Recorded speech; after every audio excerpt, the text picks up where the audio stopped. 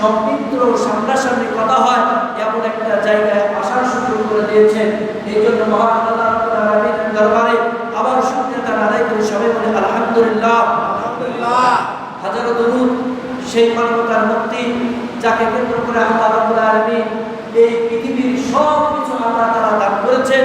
সেই মহান মানবের প্রতি মন খুলে দিল খুলে একবার দরুদ পাঠ করে সবাই বলে সাল্লাল্লাহু আলাইহি ওয়াসাল্লাম। সম্মানিত হাজিরিন, আজকের পবিত্র খুতবায় আলোচনা এসেছে যে পিতামাতার যেই রকম হক আছে, পিতামাতার কাছে সন্তানেরও ওই রূপ হক আছে। বলেন সুবহানাল্লাহ। কেননা আল্লাহ নবী সাল্লাল্লাহু আলাইহি ওয়াসাল্লাম বলেন রিদা রাব্বা ফি কুদরাতি ওয়ালাদাতি ওয়া সাখরাতু ফিহি সাখরাতাইন। বলেন সুবহানাল্লাহ। আল্লাহ তাআলা বলেন, ও দুনিয়ার সকল মানুষেরা, তোমরা যদি মা বাবাকে খুশি করতে পারো তাহলে এই খুশি আল্লাহ তাআলা খুশি হয়ে যায়। বলেন সুবহানাল্লাহ। এই পৃথিবীর যদি কোনো মানুষকে যদি খুশি করতে পারে তাহলে হয়তো তার পরিবার খুশি হতে পারে, আর যদি তোমার ভাই বোনকে খুশি করতে পারো তাহলে হয়তো তার পরিবার খুশি হতে পারে। কিন্তু মা বাবার যদি খুশি করতে চাও তাহলে আল্লাহর আরো খুশি হয়ে যায়। বিশ্বনবী সাল্লাল্লাহু আলাইহি ওয়াসাল্লাম বলেন আল জান্নাতু তাহতা আরজামিহা। আল্লাহ তাআলা নবী বলেন, আল্লাহ তাআলা নিজে জানিয়ে দিয়েছে, ও দুনিয়ার সকল মানুষেরা, তোমাদের মা বাবার পায়ের নিচে সন্তানের দেশ। বলেন সুবহানাল্লাহ। সকল হাজিরিন, আজকের আলোচনা এসেছে যে মা বাবার পায়ের নিচে সন্তানের বেহেশত। বলেন সুবহানাল্লাহ। কেননা এই পৃথিবীর মধ্যে হাজার হাজার মা বাবা রয়েছে, তাদের সন্তানও হাজার হাজার সন্তান রয়েছে। বলেন সুবহানাল্লাহ।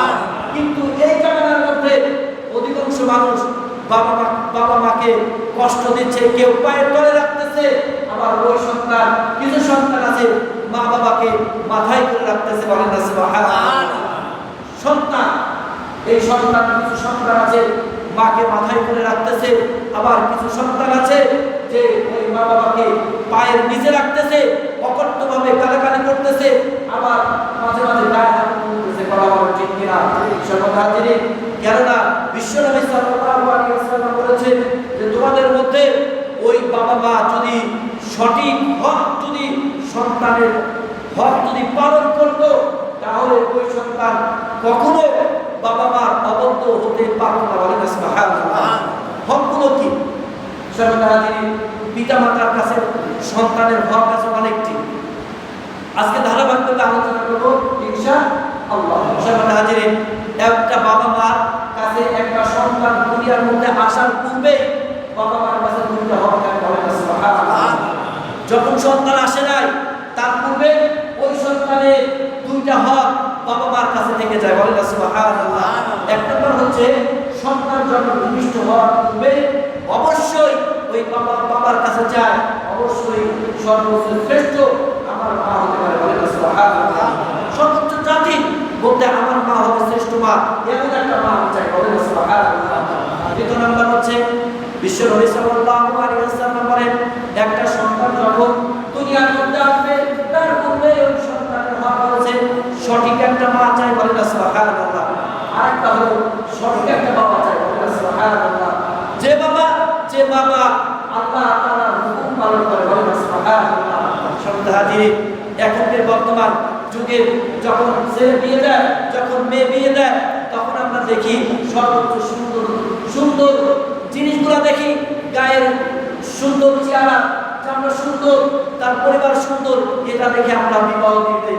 কেননা ওই সন্তান সবসময় চায় একটা মা অবশ্যই ভালো চাই। বলেন সুবহানাল্লাহ। জাতি বলেছে যে একটা মা অবশ্যই, যদি তুমি একটা জাতি দাও তাহলে আমি তোমার সুন্দর একটা পৃথিবী দেব। বলেন সুবহানাল্লাহ। হাজিরিন, এই জন্য সন্তান সর্বপ্রথম চায় মা বাবা সুন্দর চাই। বলেন সুবহানাল্লাহ। যখন দুনিয়ার মধ্যে আসে, যখন ভূমিষ্ঠ হয়, মুক্ত হয়, তখন আমরা কি করি? ওই সন্তানকে যখন দুনিয়ার মধ্যে আসা ভালো হয়ে যায়, তখন গ্রাম মানুষের যারা আত্মীয় স্বজন আছে সবার কাছে খবর পৌঁছায় দেয়। কথা বলে ঠিক কিনা? যখন হসপিটালের বেডে যখন একটা সন্তান ভূমিষ্ঠ হয়, তখন আমরা কি করি? সবাই আসে, তাকে দেখি যে আগে ছেলে হয়েছে না মেয়ে হয়েছে। কথা বলে ঠিক কিনা?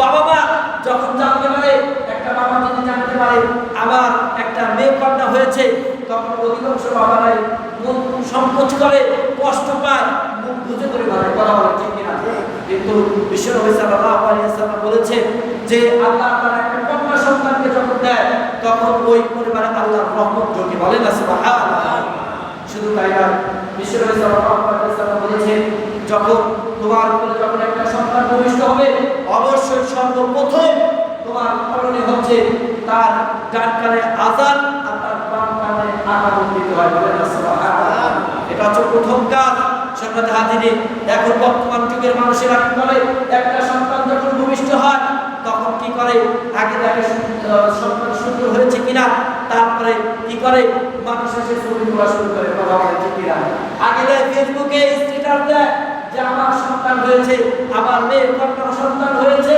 আগে এটা করে কিন্তু আযান দেওয়ার কথা থাকে না কথা বলে ঠিক কিনা সম্মানিত হাজিরিন আবার যখন কেউ যদি বলে যে আমার সন্তান হয়েছে তার কানে আযান দিতে হবে তখন করে নাকি বাইরের লোকজন খুঁজে বেড়ায় যে কার কে আযান দিতে পারে তাকে দেখে নিয়ে আসি তারপরে আযান দেয় কথা বলে ঠিক কিনা কিন্তু নয় ও সন্তানের বাবা তোমাকে অবশ্যই তোমার সন্তানকে কোলে করে তুমি আগে ডান কানে আযান দাও আর বাম কানে আকাম দাও বলেন সুবহানাল্লাহ এটা হচ্ছে সন্তানের প্রথম কাজ কেননা ও দুনিয়ার মধ্যে আসার সাথে সাথে আল্লাহর ধ্বনি আল্লাহর কথা আল্লাহ তাআলা এক তার কানে আগে পৌঁছায় দিতে হবে বলেন সুবহানাল্লাহ সম্মানিত হাজিরিন যখন সন্তান দুনিয়ার মধ্যে আসলো তখন আপনি আযান আর আকাম দিলেন সম্মানিত হাজিরিন এই যুগের বর্তমান যুগের আমরা দেখি যে যদি পুত্র সন্তান হয় তাহলে তার কানে আযান আর আকাম দেয় আর যদি কন্যা সন্তান হয় তাহলে আযানের কথা ভুলে যায় কথা বলে ঠিক কিনা কিন্তু রাসূল সাল্লাল্লাহু আলাইহি ওয়াসাল্লাম বলেছে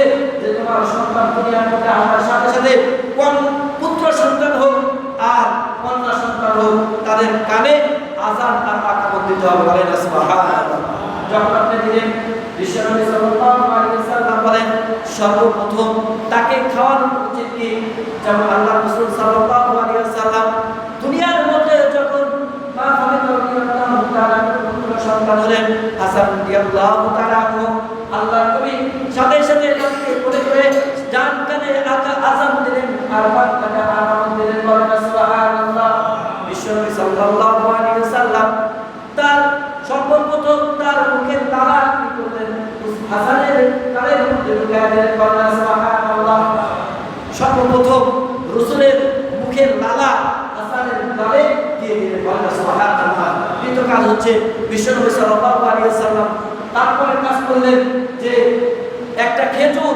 তিনি চাবায়া একটু চাবায়া গাল থেকে বাহির করে তার উপর পিঠে কি করলেন খেজুরটুকু লাগায় দিলেন বলেন সুবহানাল্লাহ এটাই হচ্ছে রাসূলের সুন্নাত বলেন সুবহানাল্লাহ সম্মানিত হাজিরিন আমাদের বর্তমান সমাজে যখন একটা পুত্র সন্তান হয় আমরা কি করি যে আগে কন্যা সন্তান যদি হয়ে যায় তাহলে আগে মধু খাওয়ায় কথা বলেন ঠিক কিনা আগে কি হয় মধু খাওয়ায় অন্য জিনিস খাওয়ায় কিন্তু বিশ্বনবী বলেছে সর্বপ্রথম তাকে ওই কি করো খেজুর খাওয়াও কেননা খেজুর খাওয়া সুন্নাত বলেন সুবহানাল্লাহ সম্মানিত হাজিরিন যখন বাইরে থেকে সব লোকজন আসে আত্মীয় স্বজন আসে আসার পরে বাচ্চাকে কোলে নেয় আর সাথে সাথে ছবি তোলে কথা বলে ঠিক কিনা ছবি তুলে আগে ফেসবুকে স্ট্যাটাস দেয় যে আমার ভাগ্নি হয়েছে কেউ আমি মামা হয়েছি কেউ এমন করে কি করে দেয় স্ট্যাটাস দেয় বিশ্বনবী সাল্লাল্লাহু আলাইহি ওয়াসাল্লাম যখন হাসানকে কোলে নিলেন আর আত্মীয় স্বজন যখন দেখতে আসলেন সবাইকে হুঁশিয়ার করে দিলেন যে হাসানকে যারা দেখবে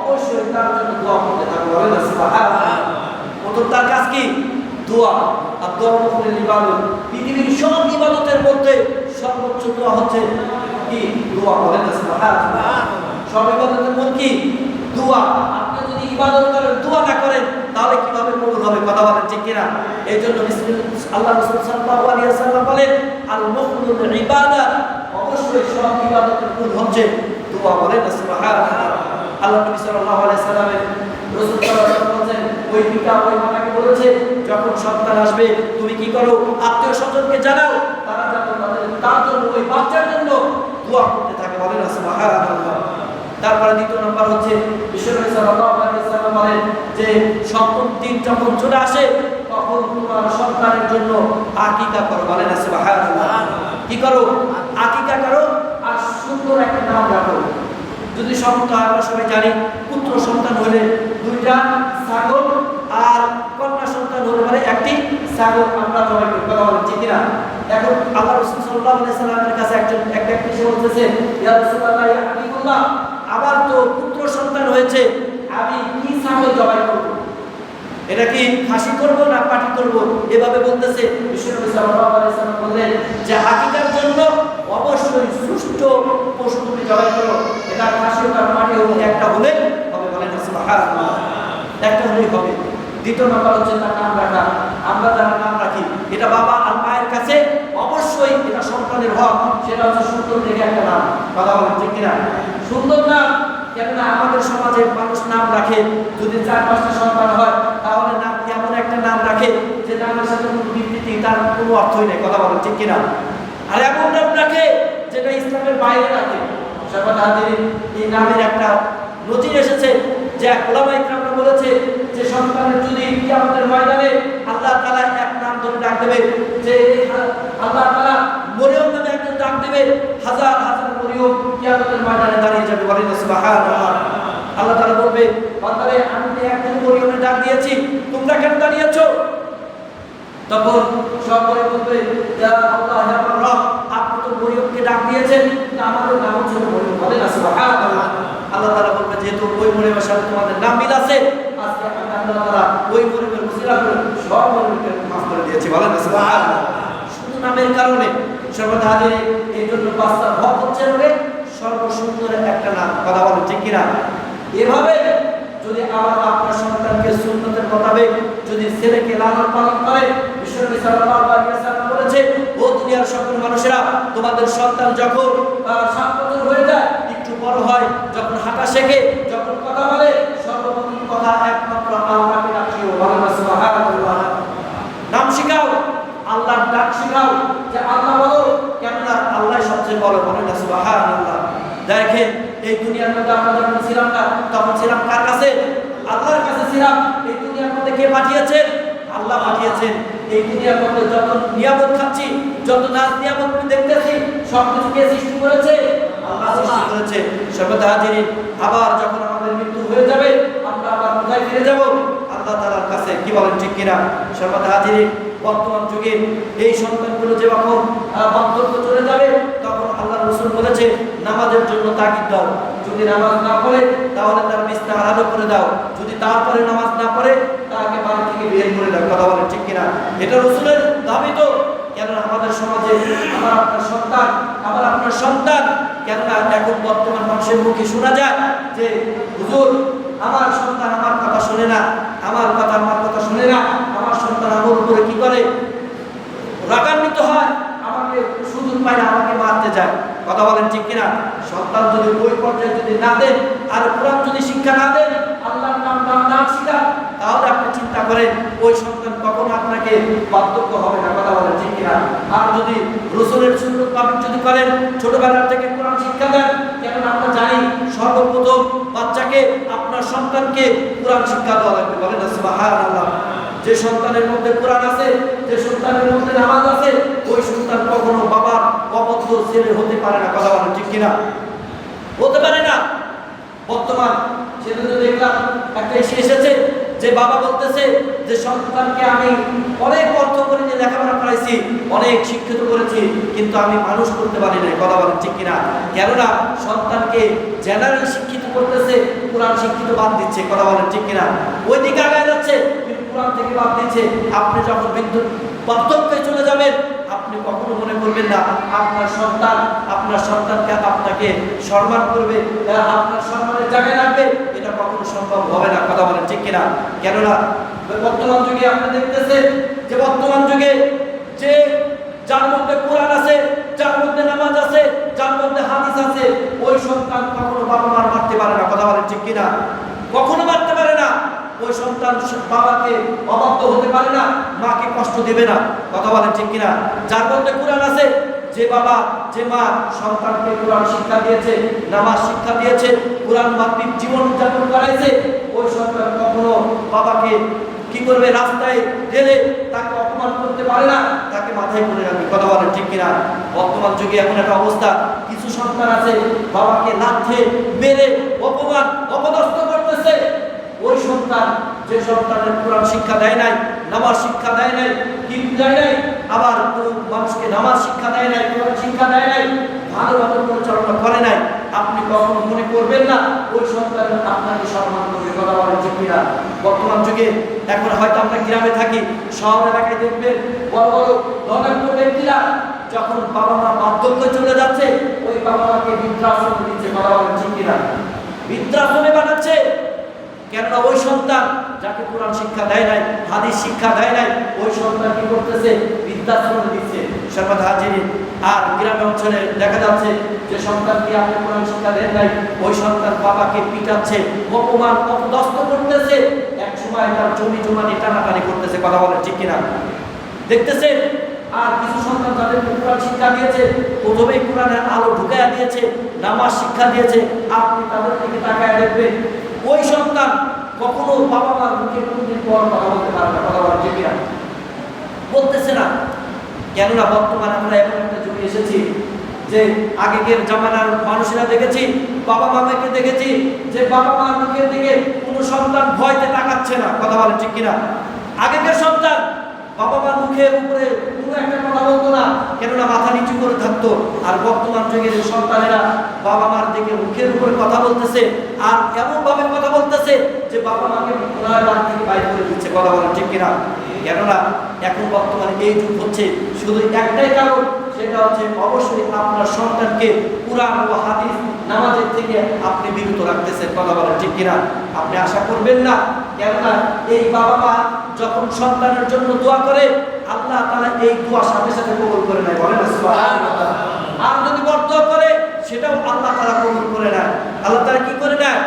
কবুল করে নেয়। সর্বদা হাজিরিন, আল্লাহ রাসূল সাল্লাল্লাহু আলাইহি ওয়াসাল্লামের সময় এক সাহাবা ছিলেন, আল্লাহ রাসূলের কাছে সব সময় বসে থাকতেন। তার নাম হচ্ছে আল্লাহ রাসূলের একজন সাহাবা আল-কামা রাদিয়াল্লাহু তাআলা আনহু। ওই যুগের আল্লাহ রাসূলের একজন সাহাবা ছিলেন। বলেন সুবহানাল্লাহ। আল্লাহ রাসূলের সাহাবা আল-কামা রাদিয়াল্লাহু তাআলা আল্লাহ রাসূলের হাতে হাত রেখে তিনি কি করছেন? ইসলাম গ্রহণ করেছেন। বলেন সুবহানাল্লাহ। অর্থ করেছিল না, আল্লাহ রাসূলের কাছে বসে থাকতেন, আল্লাহ রাসূল কোরআন শিক্ষা দিতেন, তিনি কোরআন পড়তেন, তিনি সব সময় রাসূলের কাছে বসে থাকতেন, আযানের সময় নামাজ পড়তেন, আবার সময় সময় কোরআন পড়তেন। বলেন সুবহানাল্লাহ। সময় সময় কোরআন পড়তেন, রাসূলের হাদিস শুনতেন, আর নামাজ কালাম পড়তেন। কিন্তু এই সন্তান মার খুব কষ্ট দিতেন। বাবা অনেক আগে মারা গিয়েছিল, কিন্তু আল-কামা রাদিয়াল্লাহু তাআলা কি করেছে? মাকে একটু কষ্ট দিয়েছে। মা একদিন বলতেছে, বাজান রে, আমি তো তোকে শিক্ষিত করতে পারি নাই, তুই রাসূলের দরবারে যাস, রাসূলের দরবারে যা কি শিখেছি যে তুই আমাকে কষ্ট দিস? আল-কামা রাদিয়াল্লাহু তাআলা যখন এই কথা বলতেছে, আল-কামা কি বলছে? রেগে বলতেছে, মা আমার বাড়ি থেকে তুমি চলে যাও। মা আমার বাড়ি থেকে কি করো? চলে যাও। তোমার আমার বাড়িতে তোমাকে রাখবো না। এমন সন্তান আছে না যার বাবা মা বার্ধক্য হয়ে যাচ্ছে, বাড়ি থেকে বের করে দিয়েছে। কথা বলেন ঠিক কিনা? কেননা ওই সন্তান যাদের মধ্যে কুরআন নাই। কথা বলেন ঠিক কিনা? সর্বদা হাজিরিন, আল-কামা রাদিয়াল্লাহু তাআলা মা কি করছে? বরদোয়া করে গিয়েছে। কেননা আমরা সবাই জানি, মা আর বাবা যদি দোয়া করে, বরদোয়া করে, তার ভালো দোয়া করো, এই দোয়া আল্লাহ তাআলা কখনোই ফেরত দেন না। কথা বলেন ঠিক কিনা? কেননা কোরআনে বলেছে, ওয়াকাদা রাব্বুকা আল্লা তা'বুদু ইল্লা ইয়্যাহু ওয়া বিল ওয়ালিদাইনি ইহসান। আল্লাহ তাআলা নিজেই বলতেছে, আমার পরে তোমাদের মা বাবার খেদমত করো। বলেন সুবহানাল্লাহ। কেননা আমার পরেই মা বাবার স্থান। বলেন সুবহানাল্লাহ। আল-কামা রাদিয়াল্লাহু তাআলা আনহু যখন যুবক বয়স, তিনি যখন বিবাহ করেছে, আর আমরা সবাই জানি যখন পরের মেয়ে একটা বাড়িতে চলে আসে, ওই মেয়ে যদি সঠিক মানুষ হয় তাহলে বাবা মার আদরে রাখে। বলেন সুবহানাল্লাহ। আর যদি অন্যরকম হয় তাহলে তো বাড়ি অশান্তি আর অশান্তি। কথা বলেন ঠিক কিনা? কেননা এখনকার জামানায় প্রত্যেকটা বাড়িতে অশান্তি। কথা বলেন ঠিক কিনা? কেননা অশান্তি হওয়ার কারণটা হচ্ছে তাদের মধ্যে ওই বাড়িতে কোনোদিন কোরআন করা হয় না। কথা বলেন ঠিক কিনা? ওই বাড়িতে কোরআন করা হয় না, ওই বাড়িতে সবসময় টিভি চলে, অন্য সিনেমা চলে, মোবাইলের গান চলে। কেননা ওই বাড়িতে কিভাবে আল্লাহর রহমত ঢুকবে? কেননা আগের যুগে দেখেছি প্রত্যেকটা বাড়িতে যখন সকাল হয়ে যায়, ফজরের নামাজের পরে গুনগুন করে কি করে কোরআনের আওয়াজ শব্দ বের হয়। বলেন সুবহানাল্লাহ। কেননা ওই সময় প্রত্যেকটা বাড়িতে রহমত ছিল। কেননা মা বোনরা সকালবেলা উঠে নামাজ পড়ে তারা কোরআন পড়তে। বলেন সুবহানাল্লাহ। কেননা ওই বাচ্চারা কোরআন করতেন আর মা বাবাকে খেদমত করার ব্যবস্থা কেননা তারা আগেই জেনে নিতে বলেন সুবহানাল্লাহ। কেননা ওই যুগে আল্লাহর প্রত্যেকটা বাড়িতে আল্লাহর রহমত ঝুলত, কেননা পরিবারে অত অশান্তি ছিল না। বর্তমান যুগে প্রত্যেকটা মানুষের ফ্যামিলি ছোট কিন্তু অশান্তি আর অশান্তি বলা হবে ঠিক কিনা। আল্লাহ রাদিয়াল্লাহু তাআলা যখন বার্ধক্য হয়ে গেলেন, যখন অসুস্থ হয়ে পড়লেন, জ্বর আসলেন, আলকামা রাদিয়াল্লাহু তাআলা এত অসুস্থ মনে হয় একটু পরেই মারা যাবে, একটু পরে কি মারা যাবে। যখন এই শব্দ এই কথা যখন রাসূলের কানে চলে গেলেন, আল্লাহ রাসূল সাল্লাল্লাহু আলাইহি সাল্লামের কাছে যা বলতেছে, ইয়া রাসূলুল্লাহ, ইয়া হাবিবুল্লাহ, আলকামার অবস্থা খুবই ভয়াবহ, হয়তো একটু পরে মারা যাবে। ইয়া রাসূলুল্লাহ, আপনি যদি একটু দেখে আসতেন তাহলে হয়তো আলকামা রাদিয়াল্লাহু তাআলার মনে শান্তি পাইতো। বলেন সুবহানাল্লাহ। ওই জামানার প্রত্যেকটা সাহাবাই রাসূলকে দেখার জন্য পাগল ছিল। বলেন সুবহানাল্লাহ। কেমন এত সুন্দর মানুষ ছিল, যারা পৃথিবীর মধ্যে এইরকম সুন্দর মানুষ আর দুনিয়ার মধ্যে আসে নাই। বলেন সুবহানাল্লাহ। কেননা সাহাবাই কেরামরা যখন বললেন, আল্লাহ রাসূল বললেন ঠিক আছে তাহলে আমি আলকামাকে দেখতে চাই। বলেন সুবহানাল্লাহ। তখন আল্লাহ রাসূল যাওয়ার আগে আল্লাহ রাসূলের সাহাবাকে বললেন, ও সাহাবারা, তোমরা আলকামাকে কি করো, তওবা করায় নিয়ে আসো। কি করো, তওবা করা। আমরা যখন জানি বাবা মা যখন বার্ধক্যে চলে যায়, মৃত্যুর আশঙ্কা থাকে, তখন আমরা হুজুরকে ডাকি আর নিজের এলাকার মানুষ যারা জানে তাদেরকে ডেকে আনি, আমরা বলি যে তাকে তওবা করায় দাও। কথা বলেন ঠিক কিনা? তওবা করায় দাও। কেন আলকামা রাদিয়াল্লাহু তাআলা যখন বিছনায় পড়ে গিয়েছে, আল্লাহ রাসূল বলেন, সাহাবারা তাড়াতাড়ি আলকামা কি করো, তোমরা এই তওবা করায় দাও, কেননা হয়তো একটু পরে মারা যেতে পারে। কেননা তওবা করলে আল্লাহ তাআলা তার সমস্ত গুনাহগুলো মাফ করে দিতে পারে। বলেন সুবহানাল্লাহ। আলকামার কাছে আল্লাহ রাসূলের সাহাবা চলে গেলেন, যাওয়ার পরে আলকামাকে বললেন, তুমি তাড়াতাড়ি তওবা করা শুরু করো। যখন আস্তাগফিরুল্লাহ বলে আর বলতে পারে না, এরকম যখন বলতে পারে না, তখন রাসূলের কাছে বলতেছি, ইয়া রাসূলুল্লাহ, আলকামা তো এখন আর কথা বলতে পারে না। আলকামা কি করে না, কথা বলতে পারে না। তখন রাসূল সাল্লাল্লাহু আলাইহি ওয়াসাল্লাম যা দেখলেন, তার গলায় একটা জড়তা চলে এসেছে, সে আপনার বলতে পারতেছে না। জড়তা বোঝেন, গলার মধ্যে আটকে গিয়েছে, সে আপনার কথা বলতে পারতেছে না। আল্লাহ রাসূল সাল্লাল্লাহু আলাইহি ওয়াসাল্লাম বলেন যে দেখো তোমার আত্মীয়-স্বজন কেউ কি বেঁচে আছে নাকি। তখন কিয়া মহল্লার মানুষরা বলতেছে যে আলকামার সবাই মারা গিয়েছে, আলকামার মা বেঁচে আছে, সেটা এই গ্রামে থাকে না, অন্য গ্রামে যা বাস করে। আল্লাহ রাসূল বললেন যে আলকামার মাকে একটু ডেকে নিয়ে আসো। সাহাবায়ে কেরামরা আলকামার মার ওই গ্রাম থেকে ডেকে নিয়ে এসে বলতেছে যে ইয়া রাসূল, আল্লাহ রাসূল বলতেছে, ও বুড়িমা, তুমি আলকামার যদি কোনো অপরাধ করে থাকে তাহলে বুড়িমা তাকে আপনি মাফ করে দেন। বলেন সুবহানাল্লাহ। কেননা আমরা অনেকেই আছি, এখানে যারা আছি সবাই যখন বাইরে থেকে কোনো রাগারাগি হয় তাহলে আসে মার সাথে রাগারাগি করি। কথা বলেন ঠিক কিনা? এমন একটা সন্তান আছে যে সন্তান সারাদিন বাইরে কাজ করতে পারে, একদিন দুই দিন আর 5 দিন কাজ করেছে, কাজ করার পরে যখন বাড়ি ঢুকেছে তখন যদি মার কোন কাজ নাই, বাবার কোন কাজ নাই, আসে যদি মাকে খুঁজে না পায়, ওই সন্তান চিৎকার করে ডাকতে থাকে, মা না দেখা পর্যন্ত সন্তানের কি দিলে শান্তি হতে পারে না। কথা বলেন ঠিক কিনা? সর্বদা হাজিরিন, আলকামা রাদিয়াল্লাহু তাআলা যখন মা আসলেন তখন মা কি করছে, ওইটা দেখে মুস্কি মুস্কি হাসতেছে আর বলতেছে যে হয়তো আল্লাহ তাআলা আপনার দোয়া কবুল করে নিয়েছে। কেননা মা বর্ণনা করেছে যে আলকামাকে বলেছে, হে মালিক, আমার সন্তানকে আমি তিল করে বড় করেছি, মানুষ করেছি, আজকে আমার বাড়ি থেকে তারা দিয়েছে। আল্লাহ আমার আলকামাকে দুনিয়ার কষ্ট দিও না, আখিরাতে কষ্ট দিও। বলেন না নাউযুবিল্লাহ। দুনিয়ার কষ্ট দিও না, আখিরাতে কষ্ট দিও। যখন এই দোয়া করেছে, আর যখন আলকামার এই অবস্থা দেখে মানুষ মুস্কি হাসতেছে আর বাড়ায় আসতেছে, আল্লাহ রাসূল বুঝতে পারলেন যে আলকামার ভয়াবহ অবস্থা হচ্ছে তার মায়ের দোয়া। কথা বলেন ঠিক কিনা? কিসের দোয়া? মায়ের দোয়া। এই মায়ের দোয়ার কারণে আল্লাহ তাআলা তার বুকে এমন একটা পাথর চাপায়া দিয়েছে, এমন একটা শব্দ দিয়েছে যে আলকামা এখন আর কথা বলতে পারতেছে না, যুবক মানুষ কথা বলতে পারতেছে না। তখন পরিবারে বলতেছে, পরিবার যদি কোনো অপরাধ করে থাকে তাহলে আল্লাহর রাস্তায় মাফ করে দাও। পরিবার বলে, আমি কখনো মাফ করবো না, কেন আলকামা আমার বৃদ্ধ অবস্থায় আমাকে অনেক কষ্ট দিয়েছে, অনেক কি দিয়েছে, কষ্ট দিয়েছে। ছোটবেলায় আমি মানুষ করেছি, আমি বদ্ধ হয়ে গেছি, আলকামা আমার বৃদ্ধকালে আমাকে মারছে আর আমার বাড়ি থেকে তাড়ায় দিয়েছে। এই জন্য আমি দুনিয়ার কাছে কারো কাছে অজুহাত দেই নাই, আমি একমাত্র আল্লাহর কাছে বরদোয়া করে দিয়েছি। আল্লাহ রাসূল বললেন, ও সাহাবারা, তাড়াতাড়ি এখানে একটা আগুনের কুণ্ডি বানাও, এখানে আলকামার জীবিত অবস্থায় তাকে জ্বালায়া দাও, জীবিত অবস্থায় জ্বালায়া দাও। তখন সাহাবায়ে কেরামরা বড় বড় করে আনে কি করছে, আগুন ধরায়া দিয়েছে। এইবার আগুনের মধ্যে যখন আলকামা ফেলাই দেবে, তখন মা চিৎকার করে বলতেছে, আরে ইয়া তো আগুনের মধ্যে যদি আমার সন্তান ফেলাই দেয়, আমি এটা সহ্য করতে পারবো না। কথা বলেন ঠিক কিনা? কোনো মা এটা সহ্য করতে পারবে না। কেননা সন্তান যদি আগুন পুড়ে যায়, জীবিত সন্তান, মা কখনো সহ্য করতে পারে না, ওই বাবা কখনো সহ্য করতে পারে না। কথা বলেন ঠিক কিনা? সহ্য করতে পারবে না।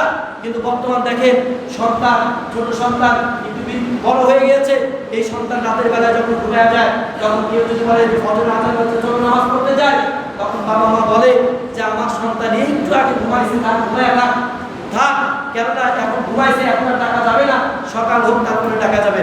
সম্মানিত হাজিরিন, আজকে হয়তো দুনিয়া আরাম করাচ্ছে, কেননা বিশ্বনবী বলেছে যে কবরের আযাব অনেক ভয়াবহ। কথা বলেন ঠিক কিনা? কেননা আপনার সন্তান যদি ঘরে আগুন লেগে যায়, আপনার সন্তানকে আপনি ঘুমায় রাখবেন, কেননা দুনিয়ার আগুন থেকে জাহান্নামের আগুন অনেক তাপ বেশি, অনেক আযাব বেশি। কথা বলেন ঠিক কিনা? সম্মানিত হাজিরিন, আলকামা রাদিয়াল্লাহু তাআলা যখন মা বললেন যে আমার সামনে আমার সন্তান পড়ে যাবে, এটা আমি বরদাস্ত করতে পারি না, কেননা আমি এটা দেখতে পারবো না। আমি মা আলকামার মা, আমি সাথে সাথে আলকামাকে আমি ক্ষমা করে দিয়েছি। বলেন না সুবহানাল্লাহ। কেননা আজকে যারা আছি, আমরা যারা বসে আছি, অনেক মার সাথে অপরাধ করেছি, বাবার সাথে খারাপ আচরণ করেছি। আপনি একদিন দেখবেন যে আমি ভুল করেছি, মায়ের পা ধরে একদিন বাপ চায় দেখেন, ওই মা চোখ দিয়ে পানি বের করবে আর বলবে, বাবারে আমি সারা জীবনের সমস্ত কষ্ট আজকে আমি ভুলে দিয়েছি। বলেন না সুবহানাল্লাহ। আর বলবে, বাজার আমি পাপ করে দিয়েছি। কি বলেন ঠিক কিনা? সম্মানিত হাজিরিন, 10 মাস 10 দিন কষ্ট করে আমার আপনাকে মানুষ করে দুনিয়ার মধ্যে আনে, 2টা বছর দুধ পান করার পরেও আমি ওই বাবা মার সাথে খারাপ আচরণ করতেছি। কেননা ওই সন্তান যারা কোরআন শিখে নাই, হাদিস শিখে নাই, নামাজ পড়া শিখে নাই, ওই সন্তানই বিয়াদবি করে। আর যারা কোরআন শিখেছে, নামাজ শিখেছে, হাদিস শিখেছে, কোরআন শিখেছে, ওই সন্তান কখনো বাবা মার কষ্ট দিতে পারে না। কথা বলেন ঠিক কিনা? সাথে এই জন্য আমরা চিন্তা করবো, কেননা আলকামা রাদিয়াল্লাহু তাআলা যখন মা মাফ করে দেওয়ার সাথে সাথে আলকামা উচ্চ স্বরে কি করতেছে, তাওবা করা শুরু করে দিয়েছে। বলেন না সুবহানাল্লাহ। মা যখনই মাফ করে দিয়েছে, সাথে সাথে আলকামা কি করে, এইবার উচ্চ স্বরে কালেমা পড়া শুরু করে দিয়েছে। বলেন না সুবহানাল্লাহ। এই জন্য ভাইরা আমার, মা বাবার কষ্ট যারা দিয়েছি, আজকে মা বাবার পাওয়া মাপ চেয়ে নেবে। কেননা যদি দুনিয়া থেকে চলে যায়, তাহলে আমার আপনার জীবনের ভয়াবহ অবস্থা। কি বলেন ঠিক কিনা? বিশ্বনবী সাল্লাল্লাহু আলাইহি ওয়াসাল্লাম একটা হাদিস বলেছে, যার দুনিয়ার মধ্যে মা বাবা বেঁচে আছে, তাকে খেদমত করে যারা জান্নাতকে হাসিল করতে পারো না, ওর কোনো সন্তান আর দুনিয়ার হতভাগা সন্তান এই দুনিয়ার মধ্যে আর কেউ নেই। সর্বদা হাজিরিন, যাদের মা বাবা দুনিয়ার মধ্যে আছে, তাদের সাথে আমরা সৎ ব্যবহার করবো এবং ভালো ব্যবহার করবো, যতটুকু পারি ততটুকু তার সহযোগিতা করবো। আল্লাহ তাআলা আমাদের সবাইকে তৌফিক দান করুন। সবাই বলি আমিন। ওয়া আখিরু দাওয়ানা আলহামদুলিল্লাহি রাব্বিল আলামিন। আমরা যারা সুন্নাত